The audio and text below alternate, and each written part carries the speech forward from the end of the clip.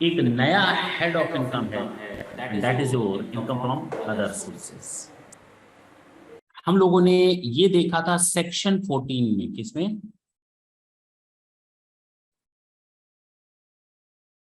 कि 5 heads of income होते हैं।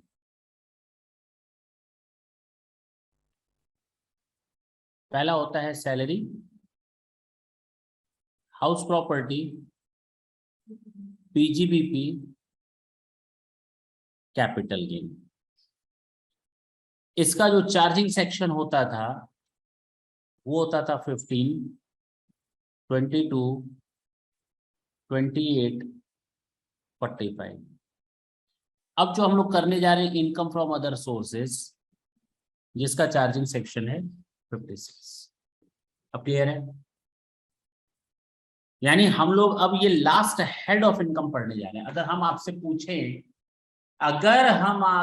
पूछें कि हमारे कितने सोर्स ऑफ इनकम होते हैं, तो कितने होते हैं? कितने होते हैं? मैंने हेड ऑफ इनकम नहीं पूछा, सोर्स ऑफ इनकम अनलिमिटेड हो सकते हैं, हेड ऑफ इनकम 5 होते हैं। ध्यान तो मैंने इसीलिए इतना एम्फेसाइज किया, उसके बावजूद बच गए। अगर हम पूछे how many heads of income, तो आप कहेंगे 5। सोर्स ऑफ इनकम अनलिमिटेड, मैं 3 जगह से सैलरी पाता हूं, it means I have 3 different source of income of salary. अगर मैं 10 बिजनेस करता हूं तो मेरे 10 सोर्स ऑफ इनकम है बिजनेस के। मैं 5 घरों को किराए पर देता हूं तो मेरे 5 सोर्स ऑफ इनकम है हाउस प्रॉपर्टी से। अब समझ में आया? मैं जुआ खेलता हूं क्या, तो ये मेरा इनकम फ्रॉम अदर सोर्सेज है। मैंने सब टेनेंसी दे रखी है, मैं एमपीएमएलए हूं, मैं ट्यूशन पढ़ाता हूं, मैं कॉपियां चेक करता हूं, they are different source of income. Dividend कमाता हूं, इंटरेस्ट कमाता हूं, सूदखोर हूं। ठीक है ना? तो कहने का मतलब इतने अलग अलग तरीके के सोर्स ऑफ इनकम हो सकते हैं। इनकम फ्रॉम अदर सोर्सेज कह रहा है कि अगर आपकी कोई इनकम सैलरी में ना जाए, हाउस प्रॉपर्टी में ना टैक्सेबल हो, पीजीबीपी में टैक्सेबल ना हो, कैपिटल गेन में टैक्सेबल ना हो, तो मैं हूं ना। ये कौन बोलता है? Other sources. ये रेजिडुअरी हेड ऑफ इनकम है, यानी बची कुची इनकम जो कहीं ना जाए वो रेजिडुअरी हेड ऑफ इनकम में जाएंगे। अब क्लियर है? समझ में आई बात? देखा जाए कौन कौन सी इनकम्स, कुछ एग्जांपल्स देख लिए जाए।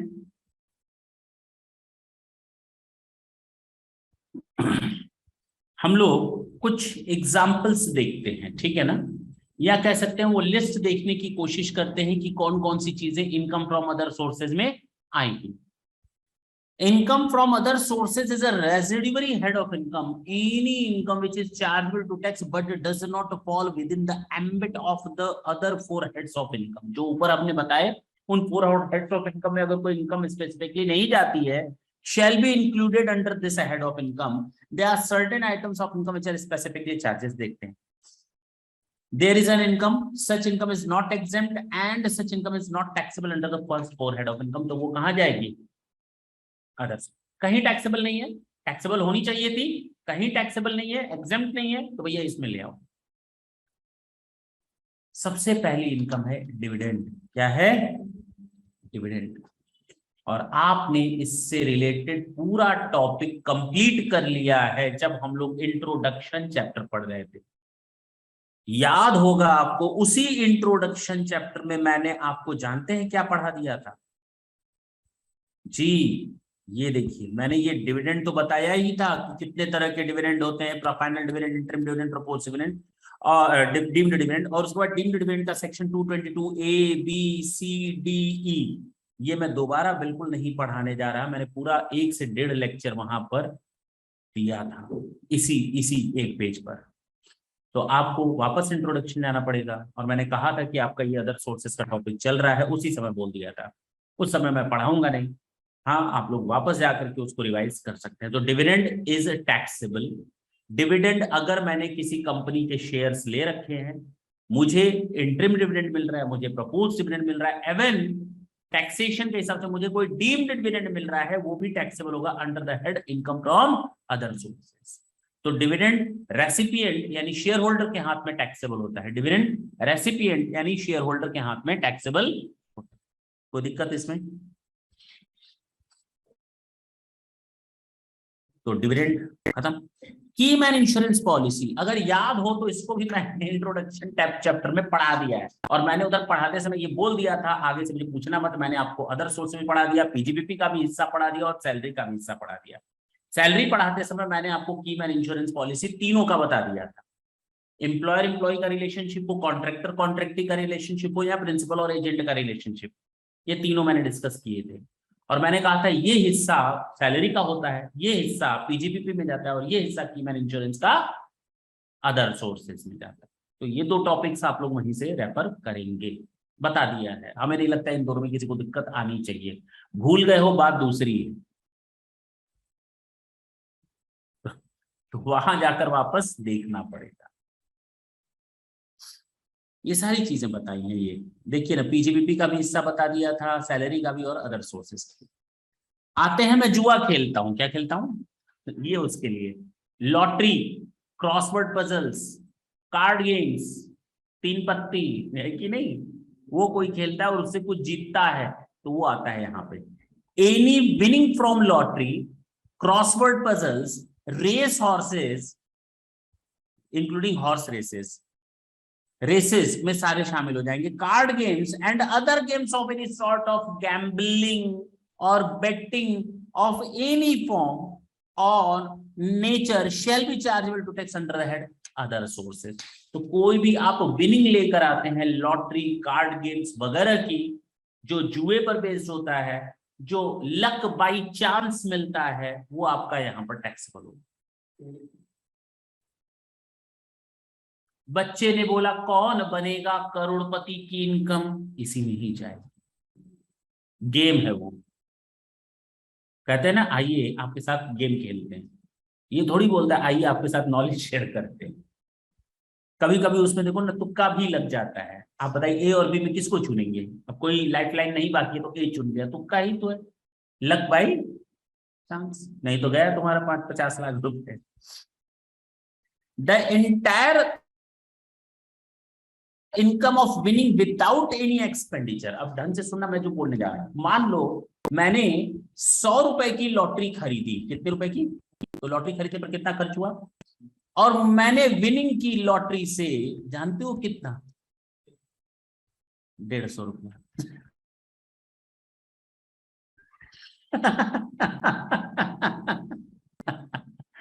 1 करोड़ 150 रुपए। तो बताओ मेरा इनकम कितना हुआ? 150। सुन लो, मैं जो बोल रहा हूं ढंग से सुनो, तुम लोग का ध्यान यहाँ नहीं है। मैंने कहा 100 रुपीज मैंने एक्सपेंडिचर किया और मैंने 150 रुपए की विनिंग की, तो मेरा कितना आएगा इनकम? इनकम कितना आएगा? बस मत देखो तुम लोग, कॉपी बनाते रह जाओगे। 150 रुपए, कोई डिडक्शन नहीं होगा, कोई खर्चा माइनस नहीं होगा, कोई डिडक्शन नहीं होगा, कोई खर्चा माइनस नहीं होगा, एवं उसकी लॉटरी का खुद का खर्चा माइनस नहीं होगा। क्या बोला मैंने? खुद की लॉटरी के खर्चे के माइनस नहीं होंगे खरीदने पर। बोल तो रहे, लॉटरी प्योर टैक्सेबल होता है, कोई खर्चा डिडक्शन नहीं मिलता, कोई अलावेंसेस नहीं मिलता, आप कुछ सोच ही नहीं सकते उसमें। जितना मिला पूरे पर टैक्स दो, जितना मिला पूरे पर टैक्स दो। देखो कहता है कि पहली चीज तो 80C 80U वाला कोई डिडक्शन नहीं मिलेगा। हाउएवर एक्सपेंसेस रिलेटिंग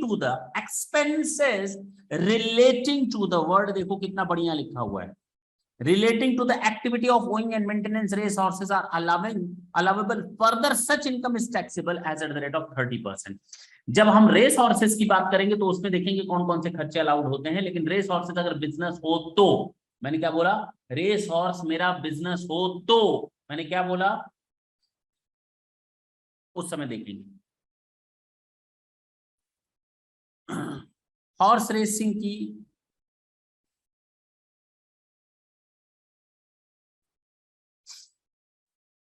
या तो ये मेरा बिजनेस होगा या मैं इसमें जाकर बेटिंग करता हूं कि घोड़े नंबर 4 पर लगाओ, घोड़े नंबर 5 पर लगाओ। ये हो गया मेरी बेटिंग। ये कहां पर आएगा, पीजीपीपी में या अदर सोर्सेज में। और ये मेरा बिजनेस है, मेरे 10 घोड़े दौड़ते हैं, लोग इस पर बैटिंग करते हैं, मैं भी जीतता हूं। बताओ ये कहां जाएगा, ये अदर सोर्सेज। ये सब सीखो।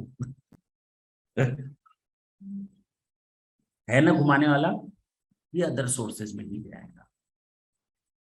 लेकिन इसमें से कुछ खर्चे माइनस होंगे, लेकिन इसमें से कोई भी खर्चा माइनस, चले देखा जाए।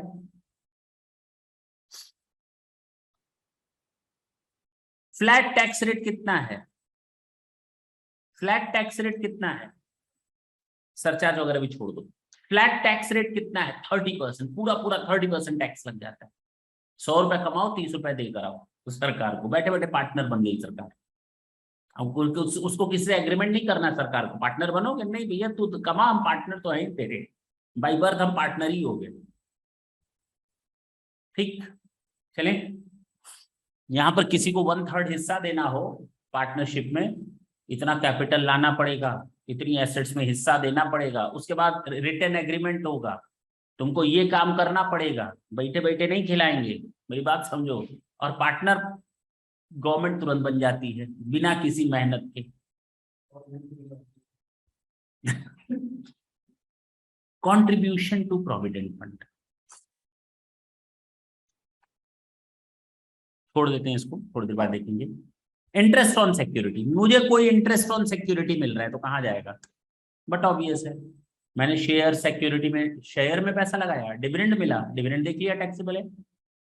सिक्योरिटीज और बॉन्ड में पैसा लगाया, इंटरेस्ट मिला, कहां टैक्सेबल होगा, अदर सोर्सेज में। मेरा एफडी पड़ा हुआ है बैंक में, वहां से इंटरेस्ट मिल रहा है, कहां टैक्सेबल होगा, अदर सोर्सेज में। बोलो ना, मैंने अपने दोस्त को लोन दिया, उसने मुझे इंटरेस्ट दिया, कहां टैक्सेबल होगा, अदर सोर्सेज में। अब समझ में आई बात। Income from hiring of the machinery, अगर मैं मशीन वगैरह को हायरिंग करता हूं, किराए पर देता हूं, अगर वो मेरा बिजनेस है, मशीनों को किराए पर देना मेरा बिजनेस है, तो अगर मेरा बिजनेस है वो, मैं टेंट हाउस चलाता हूं, कॉफी मशीन पड़ी हुई है मेरे पास 50, लोग आते हैं किराए पर ले जाते हैं, मेरा पीजीबीपी है भाई, मेरा नॉर्मल बिजनेस है। तो अगर मैं किराए पर मशीनें वगैरह देता हूं और मुझे किराया मिलता है, that is my business income.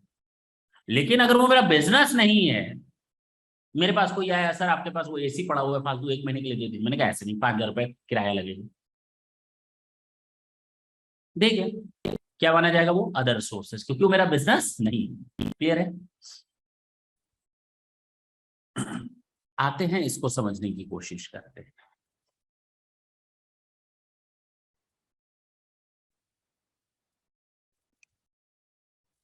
तुम लोगों ने हाउस प्रॉपर्टी पढ़ा हुआ है ना, बोलो।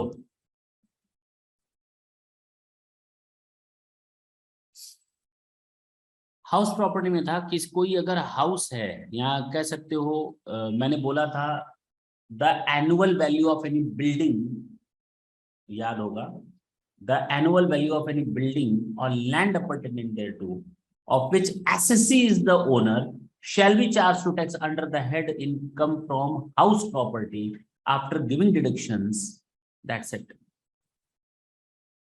यही तो बताया था। तो अगर मेरी कोई हाउस प्रॉपर्टी है, मैं ओनर हूं उसका, और इसमें owner includes the fractional owner, छोड़ सॉरी फ्रैक्शनल बोल रहा हूं, डीम्ड ओनर,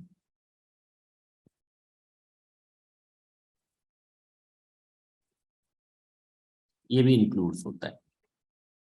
और ये हम लोगों ने कहां पढ़ा था डीम्ड ओनर को, सेक्शन 27 में।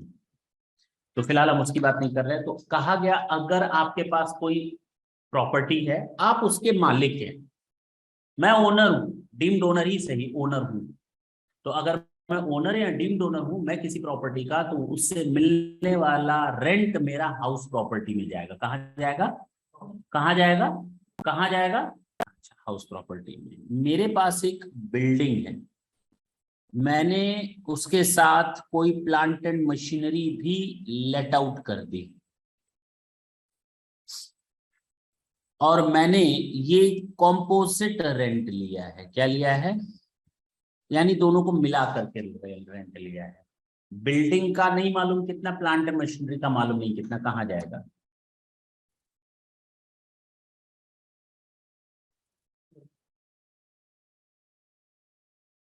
अरे बोलो ना,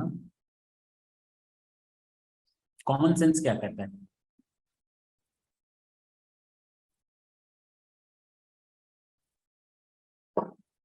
कॉमन सेंस क्या कहता है? ये अदर सोर्सेज में जाएगा, क्योंकि मैंने सेपरेशन नहीं किया है। चलिए, मेरा एक हाउस है या कह सकते हो बिल्डिंग है, वो इस तरह से डिजाइंड है कि उसमें शुगर मिल चल सकती है। क्या चल सकती है? Design for sugar mill. मैं एक एग्जांपल दे रहा हूं, किसी पर्टिकुलर बिजनेस के लिए चल सकती है।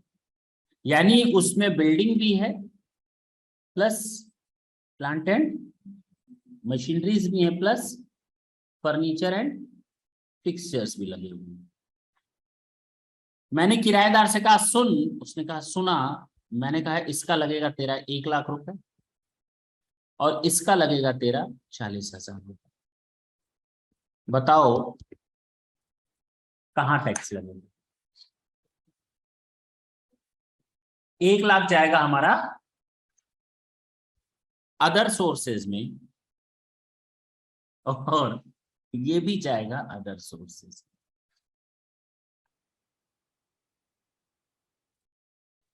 हम वही बताने के लिए ही बैठे हैं। क्यों? क्योंकि ये बिल्डिंग की डिजाइन ही ऐसी है कि मजबूरी में आपको इकट्ठे ही इनको किराए पर उठाना पड़ेगा। अलग अलग तो आप उठा ही नहीं सकते। मान लो का देता बिल्डिंग चाहिए हमको, प्लांट है तो दे देते, दे देते। नहीं, पॉसिबल नहीं था, वहां पर इस चीज की पॉसिबिलिटी नहीं।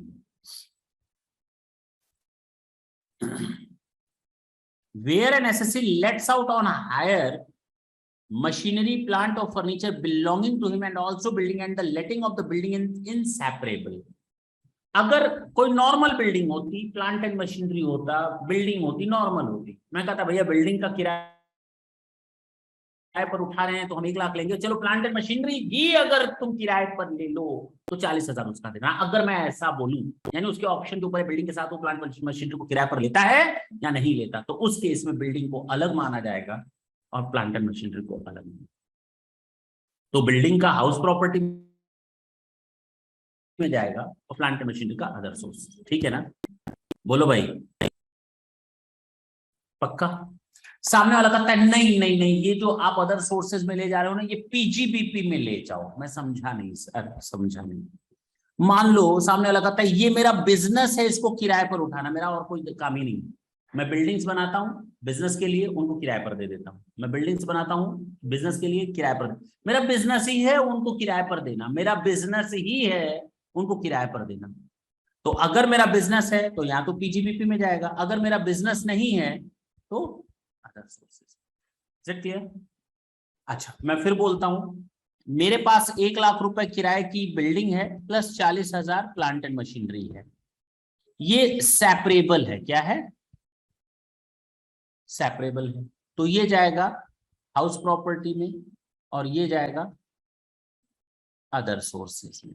लेकिन अगर मेरा बिजनेस ही है किराए पर उठाना, मेरा बिजनेस ही है किराए पर उठाना, तो कहां जाएगा? पीजीबीपी में। बोलो भाई, पक्का? इसका एक केस लॉ था जो मैंने वहां पर आपको हाउस प्रॉपर्टी में डिस्कस किया था। जो कॉमर्शियल कॉम्प्लेक्सेस वगैरह देखते हैं ना, अब देखना कंफ्यूजन कैसे अराइज होता है। जो कॉमर्शियल कॉम्प्लेक्सेस देखते हो, बिल्डिंग्स बनी होती है बड़ी बड़ी शोरूम टाइप की, किराए पर उठी हुई है। तो जिस बनने बनाई होंगी बिल्डिंग, ओनर ने उसने उनको किराए पर दिया, उसको मिलने वाला किराया कहाँ जाएगा? हाउस प्रॉपर्टी या पीजीबीपी? House property. याद होगा मैंने ये सब चीजें बताई थी, बहुत कंफ्यूजन होता है। कहोगे तो हम फिर से इसके लिए अलग सेशन में, कहो तो नेक्स्ट सेशन में आराम से बता दें इसको। इसमें तुम लोग को क्या पढ़ना है कि बिल्डिंग जो होती है, सीधा सीधा से गवर्नमेंट ने कहा the annual value of any property comprising any building और land अपरटेनेंट thereto of which assessee is the owner shall be charged to tax under that income from other house property। सारी कंडीशंस अगर पूरी हो रही है तो भैया हाउस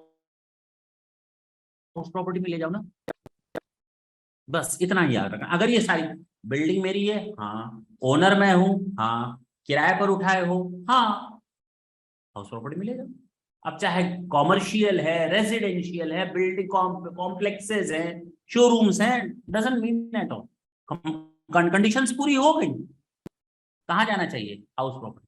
लेकिन अगर एसएससी क्लेम करता है this is my main business, और बिजनेस कैसे माना जाता है, जब आपकी सब्सटेंशियल, कोर्ट केस ने क्या कहा, सब्सटेंशियल इनकम अगर आपकी ये है तो हम मान सकते हैं आपका बिजनेस है। सब्सटेंशियल इनकम मींस आपकी टोटल कमाई का 50% से अधिक का हिस्सा अगर आप इस चीज से कमा रहे हैं तो हम मान सकते हैं this is your main part of business. तो अगर मैं बोलता हूं सरकार से, देखिए मेरी साल भर की कमाई 40 लाख है, 40 लाख पे 30 लाख तो मुझे इन किराए से मिलता है, and I am doing the business, और मैं इसका बिजनेस कर रहा हूं, तो कहा जाएगा ठीक है ये पीजीबीपी में ले जाओ। अब बात समझ में आई। अदरवाइज ये बहुत बड़ा कंफ्यूजन रहता है कि पीजीबीपी में जाएगा या हाउस प्रॉपर्टी में जाएगा, पीजीबीपी में जाएगा या हाउस प्रॉपर्टी में। एसएससी कहता है पीजीबीपी में, हम कहते हैं नहीं भैया हाउस प्रॉपर्टी में। तो वहां पर देखना पड़ेगा सब्सटेंशियल इनकम है या नहीं, अगर सब्सटेंशियल इनकम है तो पीजीबीपी में ले जा सकते। Is it clear? चले आगे।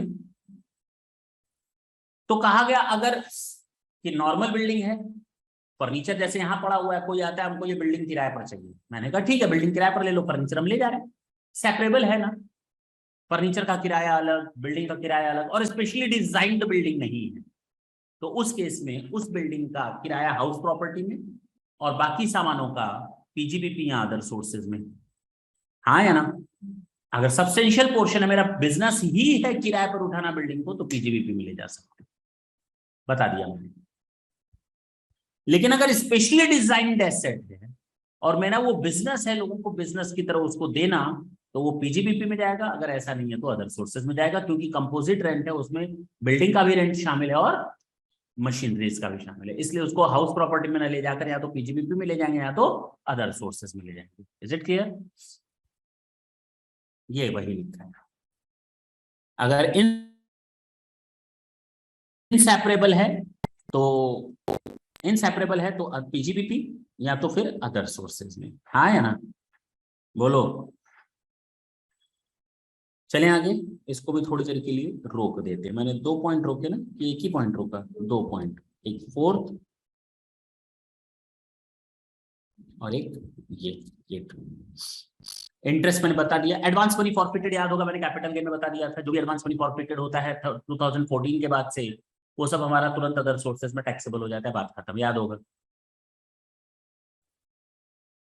रिसीट ऑफ मनी और प्रॉपर्टी विदाउट कंसिडरेशन, ये बहुत इंपॉर्टेंट है, पूरा गिफ्ट। हाँ या ना? देखेंगे आराम से, चलेंगे पूरा लेक्चर, 1 से 1.5 लेक्चर इसी में जाएगा। सैलरी ऑफ एमपी एमएलए, ठीक है, खत्म हो गया। एमपी एमएलए को जो सैलरी मिलती है वो गवर्नमेंट देती है, और वो एम्प्लॉय नहीं होते, वो सैलरी लेते हैं but they are not the employ. Salary लेते हैं लेकिन वो एम्प्लॉय नहीं, वो पब्लिक सर्वेंट है बट लेकिन सर्वेंट नहीं। हाँ या ना? तो कहा गया कि एमपी एमएलए को मिलने वाली सैलरी, चूंकि एम्प्लॉयर एम्प्लॉय का रिलेशनशिप नहीं होता गवर्नमेंट और उनके बीच में, इसलिए उनको हम अदर सोर्सेज में टैक्सेबल करें। कुछ और चीजें हैं। मैंने घर किराए पर लिया, मैंने घर, तो मैं किराएदार हूं, लेकिन मैंने उस किराए वाले घर को भी किराए पर दे दिया, तो वो अदर सोर्सेज में जाएगा, क्योंकि हाउस प्रॉपर्टी में जाने के लिए मकान का मालिक मेरा होना जो जरूरी है। बताया ना अभी कि मैं अगर मालिक हूं तब तो मेरा हाउस प्रॉपर्टी में जाएगा, अगर मैं मालिक ही नहीं हूं और मैंने किराएदारी पे उठाया है, सब लेटिंग की हुई है, तो वो अदर सोर्सेज में जाएगा। क्लियर? बैंक डिपॉजिट बता दिया, कंपनी डिपॉजिट बता दिया। अगर किसी को हम रिमनरेशन दे रहे हैं और वो मेरा एम्प्लॉय नहीं है, क्या दे रहे हैं, सैलरी दे रहे हैं, लेकिन वो एम्प्लॉय, जैसे कोई डॉक्टर है, मैंने कहा भाई महीने में 1 चक्कर लगाना जितने भी मेरे यहाँ स्टूडेंट हैं या काम करने वाले हैं सबकी आई टेस्ट करना, हमसे 2000 रुपए ले लेना। वो आता है 2000 रुपए लेता है, कितना महीने में, तो मेरा क्या हो गया, एम्प्लॉय। नहीं है एम्प्लॉय, महीने में लेता है लेकिन वो एम्प्लॉय, तो वो हम कहाँ ले जाएंगे, अदर सोर्सेस, यानी उसकी वो इनकम जो होगी डॉक्टर की, वो अदर सोर्सेस की इनकम होगी, एम्प्लॉय की हैसियत से नहीं होगी। बात समझ में? रेंट फ्रॉम वैकेंट लैंड, अगर कोई खाली जमीन पड़ी हुई है उसका हम किराया लेते हैं तो। Insurance commission, income from undisclosed source, अगर आपके यहाँ से कुछ ऐसी इनकम मिलती है जिसको आपने आज तक डिस्क्लोज ही नहीं किया, सरकार को पता चला इसके यहाँ 5 करोड़ पड़ा हुआ है, अब 5 करोड़ पड़ा है कहाँ से आया ये बता ही नहीं रहे, कहाँ टैक्स लगाए उस पर। Income from private tuitions, interest on income tax refund, ठीक है। फैमिली पेंशन, मिस्टर एक्स था, एम्प्लॉय था, जब तक उसको पेंशन मिलती रही वो सैलरी हेड में था, उसकी डेथ हो गई, उसकी फैमिली मेंबर्स को पेंशन मिलने लगी, तो फैमिली मेंबर्स को पेंशन मिलेगी तो क्या वो एम्प्लॉय थे क्या, सब मिल करके एम्प्लॉय थे क्या, तो कहाँ जाएगा वो, अदर सोर्सेस में, ठीक है ना। तो इसमें डिडक्शन मिलता है 1/3 और 50,000 आएगा। Dividend received from a cooperative society, ठीक है। डायरेक्टर सिटिंग फीस और अटेंडिंग बोर्ड मीटिंग, सोचो डायरेक्टर एवन तो दे आर द एम्प्लॉय, मान लेते हैं अगर वो एम्प्लॉय हैं भी, लेकिन उनको मिलने वाली सिटिंग फीस या मीटिंग फीस उनकी सैलरी नहीं मानी जाती, वो हमेशा उनकी अदर सोर्स की इनकम मानी जाती है, ठीक है ना। तो डायरेक्टर्स को मिलने वाली सिटिंग फीस हमेशा अदर सोर्स की इनकम होती है। भूल गए हो तो मैं बता दूं, डायरेक्टर्स एम्प्लॉय भी हो सकते हैं और नॉन एम्प्लॉय भी हो सकते हैं, दोनों तरह। अगर एम्प्लॉय हैं तो उनको मिलने वाली सैलरी कहाँ जाएगी, और अगर वो एम्प्लॉय नहीं है लेकिन उनको सैलरी मिल रही है तो कहाँ जाएगी। बात समझ में आई। और सिटिंग फीस अगर है, क्या है, तो वो इसमें भी अदर सोर्सेज में है और इसमें भी, sitting fees is always a other sources, ठीक है ना। Owing and maintenance of race horses की इनकम, स्टाइपेंड टू ट्रेनीज, अब आप लोग आर्टिकलशिप करोगे किसी सीए के अंडर में, आपको क्या मिलेगी, स्टाइपेंड, हाँ है ना, कहाँ जाएगा वो, अदर सोर्सेज में। Interest on employees contribution towards unrecognised provident fund, ठीक है, ये देखेंगे, वैसे बता तो चुके ही हैं लेकिन ठीक है अब देखेंगे फिर से। तो बस ये हमारी है अदर सोर्स की इनकम, जो 2-3 चीजें छोड़ी हैं वो करवाएंगे, ठीक है ना। ये मेरा क्या लिस्ट था, अदर सोर्स। इसके अलावा भी कई चीजें आएंगी, चिंता ना करना। हाँ चिंता क्यों करेंगे, डिविडेंड पढ़ा चुके हैं।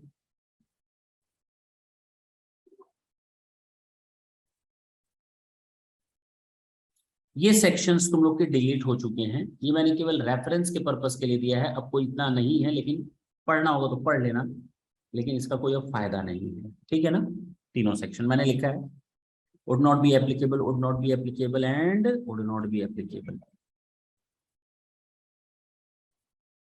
चलो भाई, विनिंग फ्रॉम लॉटरीज की बात करते हैं, देखा जाए। अभी थोड़ी देर पहले मैंने बताया, where the total income of an SSC include any income by way of winning from lottery, crossword puzzles, race including race, horse race, card games, other games from any gambling, फलाना एंड ढिमाका, तो flat rate लगेगा कितना, किस section के हिसाब से, 115 B के हिसाब से लॉटरी वगैरह पर टैक्स रेट फाइनल है 30% का फ्लैट रेट प्लस सरचार्ज वगैरह, ठीक। मैंने अभी अभी बताया नो एक्सपेंडिचर और अलावेंसेस कैन बी अलाउड, अपना ही खर्चा नहीं निकाल पाता वो, माइनस कर पाता, अभी बताया ना। जितनी भी लॉटरी वगैरह होगी ग्रॉस बेसिस पर उस पर टैक्स लगेगा। No deduction 80C to 80U, chapter 6A का मतलब होता है सेक्शन 80C से 80U तक का कोई डिडक्शन नहीं मिलेगा, देखा जाएगा। कोई बेनिफिट नहीं मिलेगा कैरी फॉरवर्ड का, बेसिक एग्जाम्पशन लिमिट नहीं मिलता। आप कहते हैं ना सर हमारा 2.5 लाख तक माफ होता है इनकम, अगर मान लीजिए मैं तो नल्ला वैसे ही बैठा रहता हूं, मैंने 50,000 जुए में जीता, मैंने, मेरी कोई और इनकम नहीं है, तो 2.5 लाख तक माफ होगा, क्या होगा, कोई माफी नहीं मिलेगी। लॉटरी वगैरह पर भैया पूरा 30% देना पड़ेगा, भले ही नल्ले बैठे। अब समझ में आई बात। कोई एग्जीबिशन बेनिफिट नहीं मिलता। सोचो ना, लॉटरी ऐसी चीज है, अपना खर्चा नहीं घटा सकती तो 2.5 लाख कहां से घटाएगी। लॉटरी का मतलब है winning from prizes awarded to any person by draw of lots और बाय चांस और in any other manner. Chance नहीं बोला जाता, चांस बोला जाता है, ठीक है ना। तो हमने बोला chance under in scheme card games and other games, ठीक है।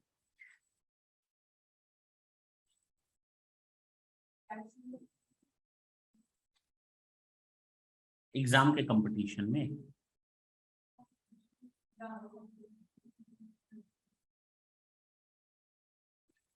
अगर आप कंपटीशन से कोई अमाउंट पाते हैं, आपका वो अगर रेगुलर वर्क है तो पीजीबीपी का हिस्सा होगा, वो प्रोफेशनल एक्टिविटीज मानी जाएंगी।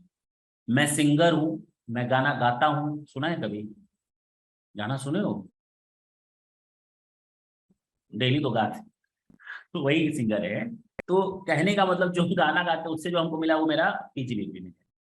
लेकिन अगर कोई कंपटीशन है और मैं एज अ प्रोफेशनल सिंगर जाकर के कुछ कमाता हूं तो पीजीबीपी में नहीं तो अदर सोर्सेस, बात खत्म हो गई। वो लॉटरी कहाँ है, उसको लॉटरी कैसे बोल सकते हो? तो वो तो आर्ट है, उसको लॉटरी बोलोगे, ठीक है ना। गाना गाकर आए हो, जुआ जीते हो, वो तो अच्छा है। ऐसे तो कभी नहीं सुना था।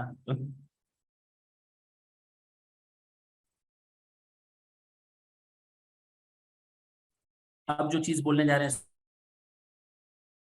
सुनोगे ढंग से, बोलो।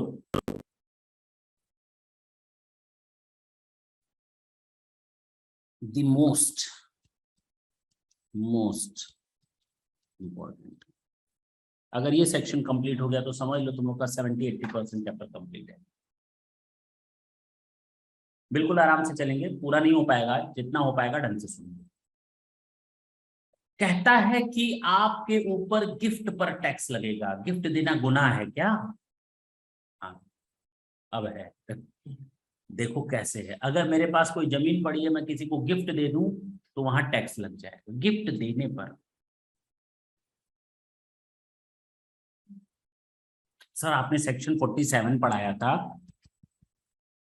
कि गिफ्ट विल और इरेवोकेबल ट्रस्ट पर कहाँ लगता है टैक्स, ट्रांसफर तो माना ही नहीं जाता, फिर यहाँ आप कर रहे हैं टैक्स लग जाएगा। अरे भाई, मैं देने वाले की बात नहीं कर रहा,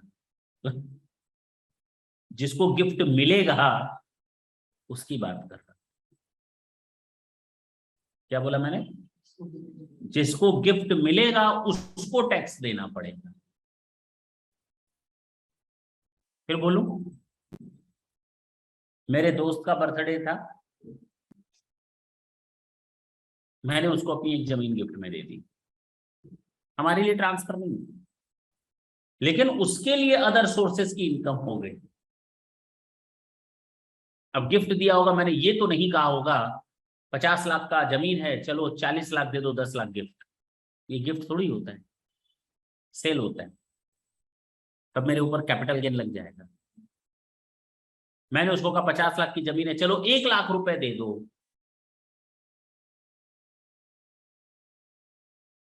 तो भी सेल है। हाँ या ना? अब आते हैं इसकी बात करते हैं।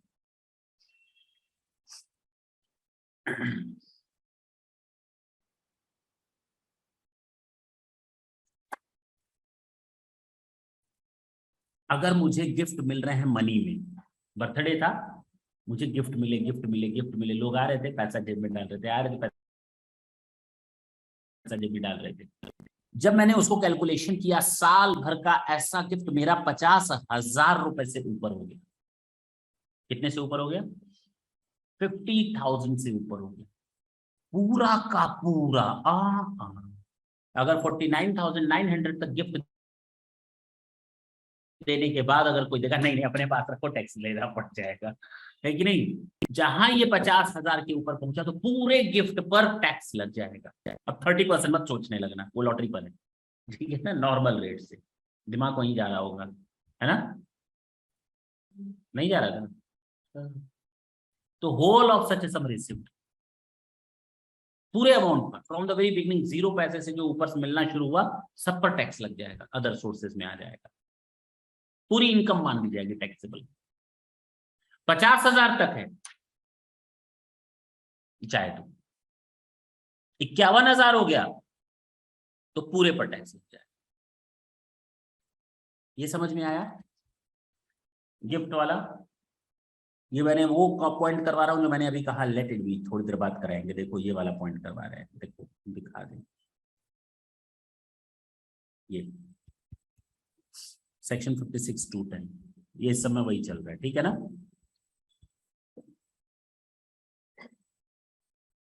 है ना?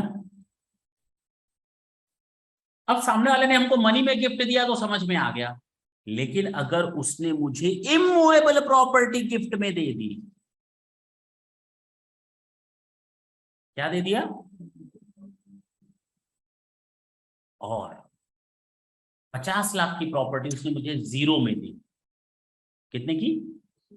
तो 50 लाख का 50 लाख मेरे लिए इनकम हो जाएगा।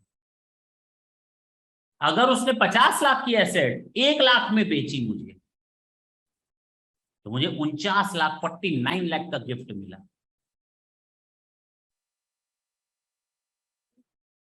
हाँ, बेचा है तो भी। उसने 50 लाख की एसेट कितने में बेची? उसके ऊपर तो जो कैपिटल गेन टैक्स लगेगा लगेगा, सेल किया है। लेकिन मुझे 49 लाख रुपए कम पे मिली एसेट। क्यों मिली भाई कम पे? मेरे लिए वो क्या है? गिफ्ट है। मैंने कहा ना गुनाह है गिफ्ट देना इस तरह से। अब ये मत दिमाग में दौड़ाना मम्मी ने गिफ्ट दिया तो टैक्स लग जाएगा, क्या पापा भी आने वाला है, तुम लोग वहीं पर जा रहे हो, अभी आएगा। कहता है कि अगर कोई इमूवेबल प्रॉपर्टी गिफ्ट में मिली है, या तो फ्री में मिली है, क्या मिली है, या तो फिर कंसेशनल रेट पर मिली है जो कि कम है स्टैम्प ड्यूटी वैल्यू से, यानी कि विदाउट विदाउट एडेक्वेट कंसिडरेशन है। मान लो लैंड एंड बिल्डिंग है, इस पर कौन सा सिस्टम एप्लीकेबल होता है टैक्स लगाने के लिए? स्टैम्प ड्यूटी याद आया होगा, कैपिटल गेन में खूब पड़ा है। अगर मान लो 10 लाख की इसकी कॉस्ट है और इसकी फेयर मार्केट वैल्यू 30 लाख है और इसकी स्टैम्प ड्यूटी वैल्यू मान लेते हैं 50 लाख, तो बेस किसको लेते हैं हम लोग? इमूवेबल प्रॉपर्टी के केस में बेस हमेशा स्टैम्प ड्यूटी को लेते हैं, याद आया होगा। अच्छा, यानी कि 50 लाख की एसेट है, हमको उसने या तो फ्री में दी होगी, तो मेरे लिए पूरा का पूरा 50 लाख क्या हो जाएगा? गिफ्ट हो जाएगा। गिफ्ट हो जाएगा, इनकम हो जाएगी अदर सोर्सेज की, इस पर मुझे सरकार को टैक्स देना पड़ेगा। उसने मुझे 50 लाख की एसेट 10 लाख में दी, तो मेरे लिए गिफ्ट कितना हो जाएगा? उसने मुझे 50 लाख की एसेट 40 लाख में दी, तो मेरे लिए गिफ्ट कितना हो जाएगा? उसने मुझे 50 लाख की एसेट 48 लाख में दी, तो मेरे लिए गिफ्ट कितना हो जाएगा? 2। उसने मुझे गिफ्ट दी उस एसेट को 49 लाख में, 1 लाख रुपए 49 लाख रुपए लिया और 1 लाख रुपए माफ किया, तो मेरे लिए गिफ्ट कितना हो जाएगा? अगर उसने मुझे 49,60,000 में दिया, तो मेरे लिए गिफ्ट कितना है? 40। 50,000 तक माफ होता है।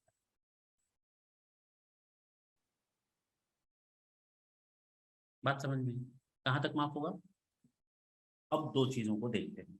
पहले में मैंने कहा मेरा बर्थडे था, अभी मैंने बोला बर्थडे था, तो मुझे किसी ने 100 रुपए दिया जेब में रखा, किसी ने 500 दिया जेब में रखा, तो सबका मिलाकर 50,000 देखेंगे।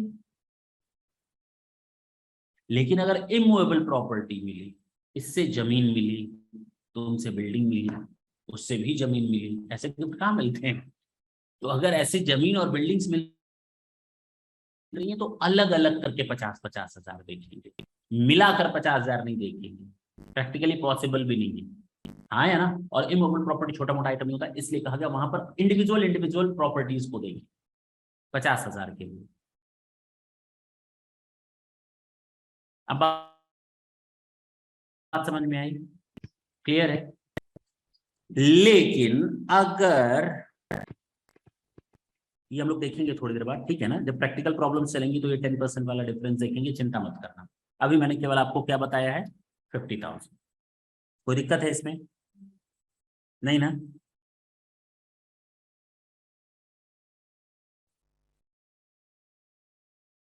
ये थोड़ी देर बाद बताएंगे, चिंता ना करना। ये 10% वाला सिस्टम यहीं पर है, हार्बर हार्बर रूल यहीं पर आया है, ये बाद में बताएंगे। इसको मैं होल्ड कर दे रहा हूँ।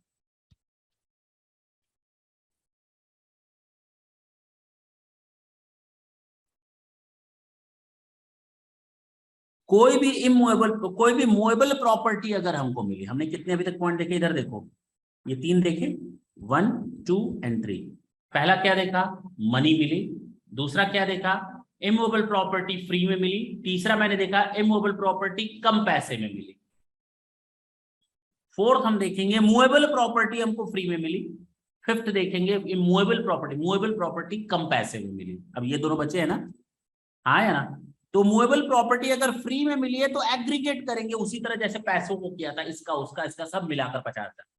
यहां पर भी सबका मिला करके, और अगर फ्री में मिली, कम दाम में मिली है, तो भी वहां पर सबका एग्रीगेट करके देखेंगे। क्या करके देखेंगे,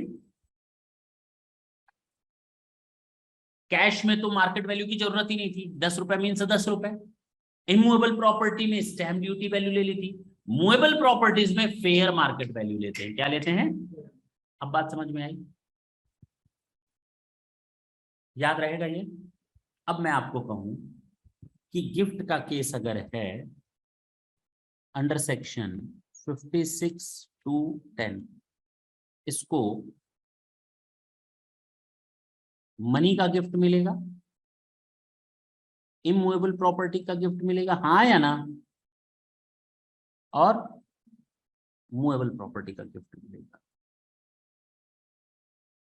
चलो एक काम करते हैं, इसको हम लिख देते हैं मूवेबल और इसको हम कर देते हैं प्रॉपर्टी। बोलो हाँ या ना। ये तो फ्री में ही मिलता है गिफ्ट, ऐसा थोड़ी कोई कहेगा 100 रुपए ले लो 90 रुपए दे दो, 10 रुपए गिफ्ट रखो, अरे भाई तुम 10 ही दे दो। तो जो भी मनी में है एग्रीगेट देखा जाता है। क्या देखा जाता है,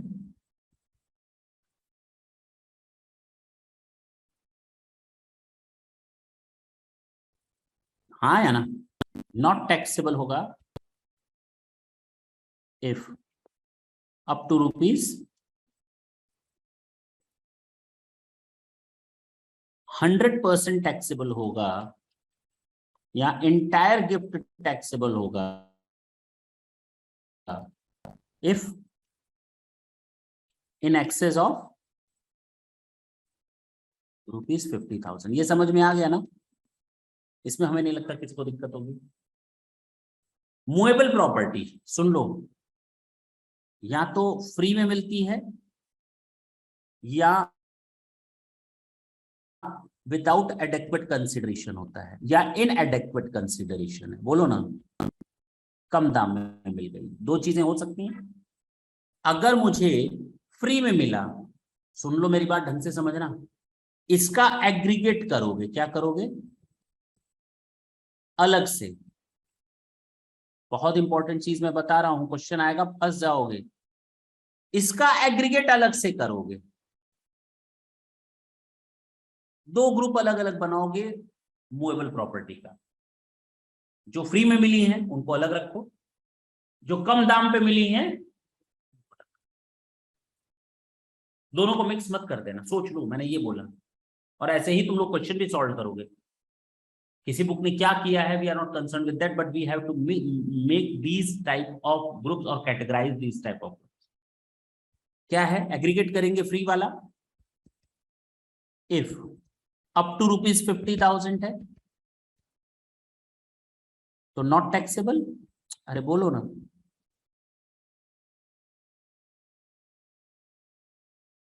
लेकिन अगर if exceeds ₹50,000 then entire gift is taxable।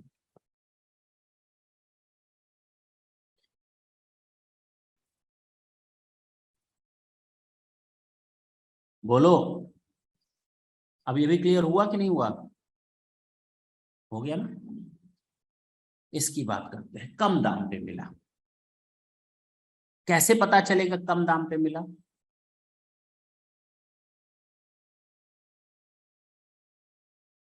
Fair market value minus paid, हाँ या ना, पक्की बात है। इफ अप टू ₹50,000, मैंने ऊपर वर्ड लिख दिया है एग्रीगेट, ध्यान देना, सबको मिलाकर नॉट टैक्सेबल। अरे बोलो ना, अब क्लियर हुआ। if in excess of rupees 50,000 entire is taxable, जो भी डिफरेंस होगा पूरा टैक्सेबल होगा। समझ में आया? से ओ इधर आते हैं। ये कहता है कि यहां पर तो हम लोगों ने एग्रीगेट एग्रीगेट और एग्रीगेट देखा, लेकिन यहां पर हम लोग इंडिविजुअल प्रॉपर्टीज को देखते हैं। बोलो, बात समझ में आई? दो चीजें होंगी, या तो ये फ्री में मिली है या तो इनएडेक्वेट कंसिडरेशन। बोलो ना, सेम ऐसे ही। इन टोटालिटी अब अगर तुमको मैं यहीं पर दिखा दूं तो हमको 5 ग्रुप्स बनाने पड़ेंगे। कितने? Group number 1, group number 2, group number 3, group number 4 and group number, ये 5 ग्रुप्स बनाने पड़ेंगे जब भी गिफ्ट की टैक्सेबिलिटी करो। मैंने कहा ये सेक्शन कर लिया तो समझ लो इस चैप्टर का 70-80% खत्म हो चुका है, क्योंकि हम लोगों ने पहले ही डिविडेंड खत्म कर चुके हैं। हाँ या ना? तो जब डिविडेंड और की मैन खत्म हो चुका है तो बचा केवल इस चैप्टर में। इसको इतनी नींद आ रही है इसको,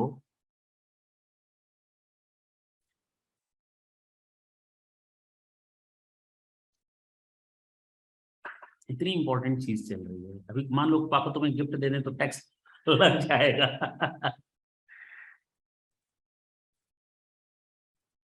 तो इतनी अच्छी चीज चल रही, नींद कैसे आ सकती है किसी को? है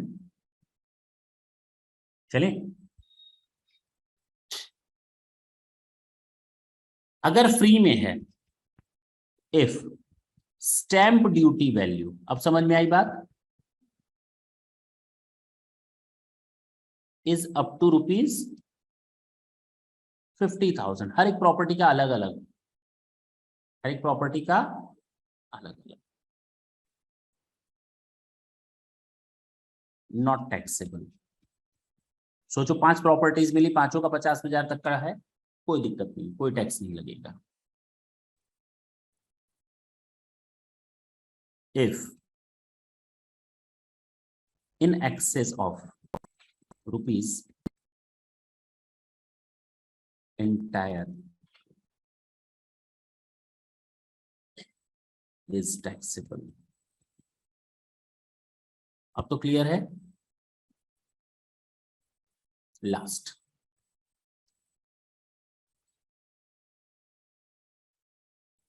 अब यहां पर तुम लोग देखोगे stamp duty value minus consideration. हाँ या ना? कम दाम पे मिला है तो जितना मैंने पे किया माइनस कर दो। If up to rupees 50,000 not taxable. अरे बोलो ना,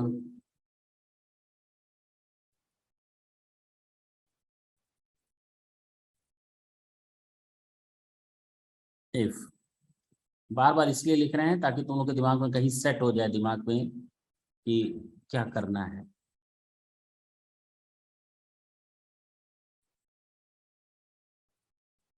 entire difference is taxable। जो भी गिफ्ट की वैल्यू होगी पूरा का पूरा टैक्सेबल हो जाएगा। ये है आपको हर जगह है बाबू। कंसिडरेशन माइनस करने के बाद मैंने कहा ना डिफरेंस, यहां पर भी डिफरेंस वर्ड लिख लो। जो गिफ्ट वैल्यू होगी उसकी बात करें। गिफ्ट वैल्यू कैसे निकलेगी? गिफ्ट कैसे निकलता है? जितना मैंने पे किया वो गिफ्ट है क्या? नहीं, हटाने के बाद जो फ्री में मिला वो गिफ्ट है।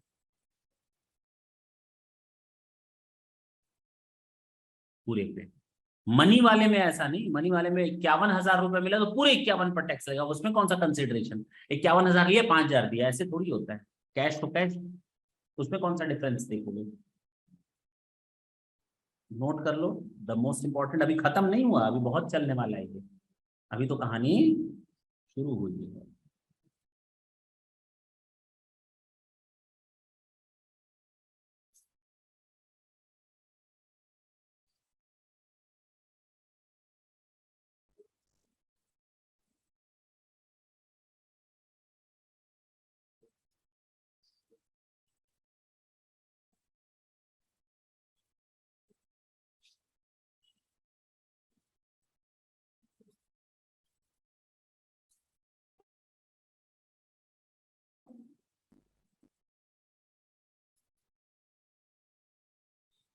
चले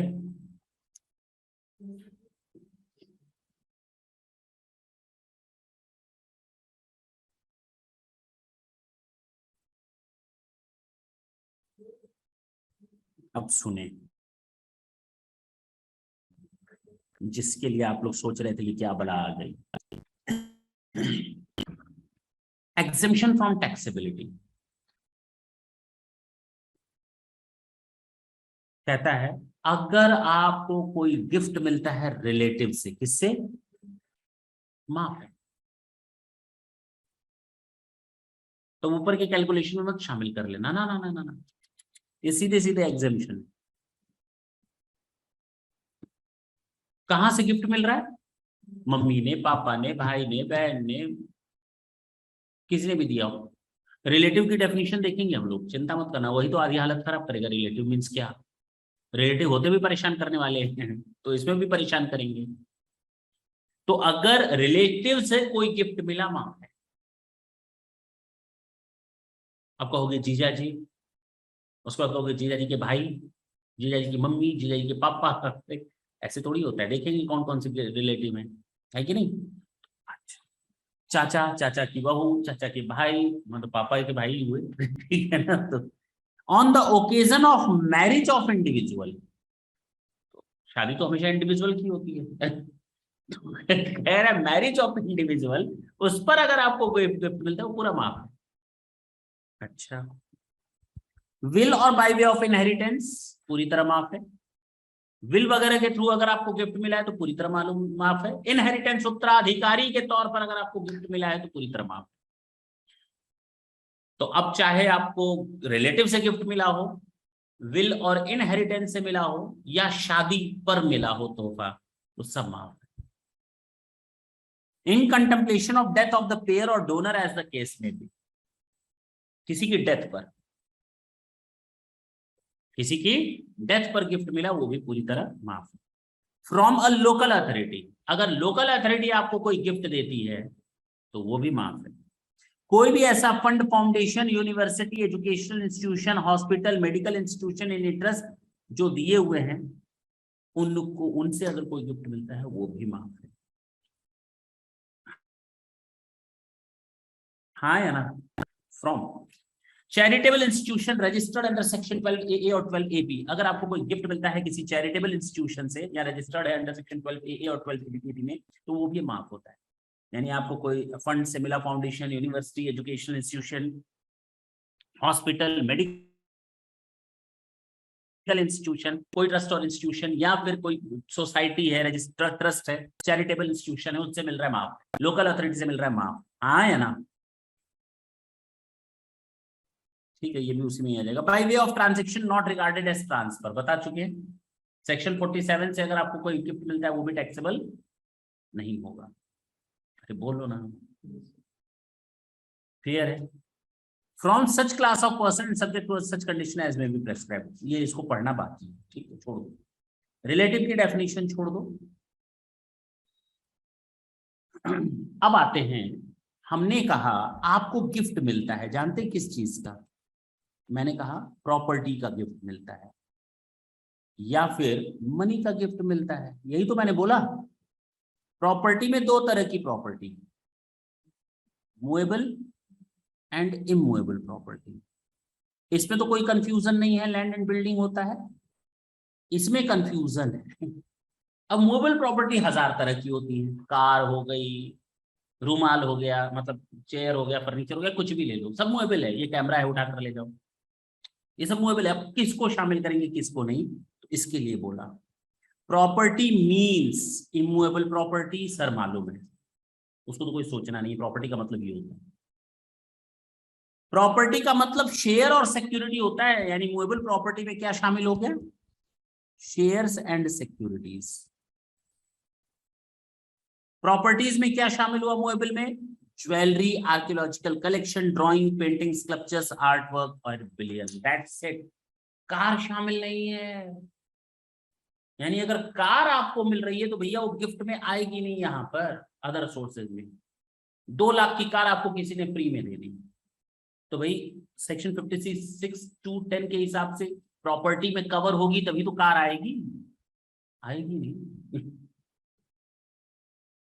क्लियर है, चल सकते हैं। मैंने क्या कहा, इमूवेबल प्रॉपर्टी में तो लैंड एंड बिल्डिंग या दोनों आएंगे। मूवेबल प्रॉपर्टीज में क्या क्या आएंगे? मूवेबल प्रॉपर्टीज में शेयर्स एंड सिक्योरिटीज आएंगी, jewellery, archaeological collection, sculpture, drawing, art, painting या बिलियन। दैट्स इट, इतनी ही चीजें आएंगी और कुछ नहीं आएगा। कीमती धातु या ये कह सकते हो। अच्छा ठीक है, अभी हम दिखा देते हैं उसको। मेरी बात समझे, क्या क्या चीजें आ गई, एक बार फिर बोलो। Shares and securities, jewellery, bullion, artwork, science work, artwork है, sculptures, painting, drawing, that's it. Archaeological collection, ये आ जाए, इतनी चीजें आएंगी। स्टैम्प ड्यूटी वैल्यू हम पहले भी बता चुके थे, क्या मतलब निकलता है।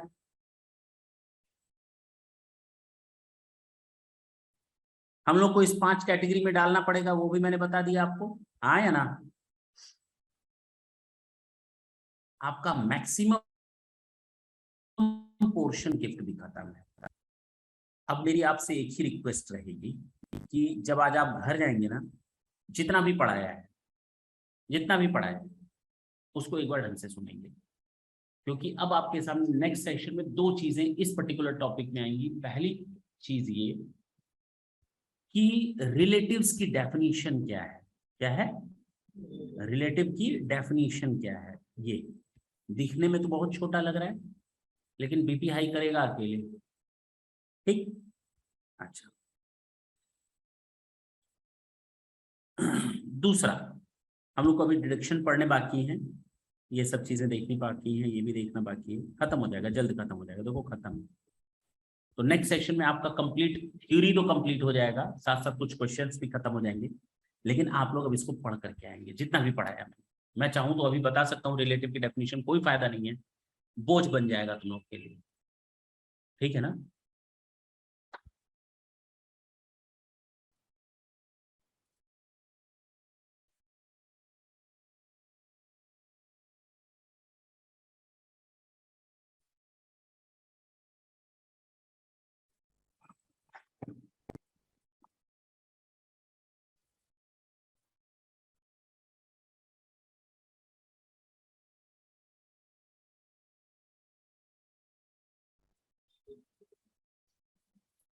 खुश,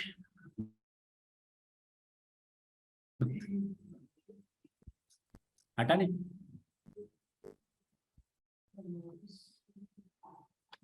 समझ में आया, कहीं कोई दिक्कत नहीं है ना। मेरे हिसाब से दिक्कत नहीं आनी चाहिए, केवल सेक्शन 57, सेक्शन 58 और जो बचा हुआ है रिलेटिव की डेफिनेशन, अगर उसको कर लिया तो उसके बाद बड़ी तेजी से ये चैप्टर भी हमारा। थैंक यू बच्चों।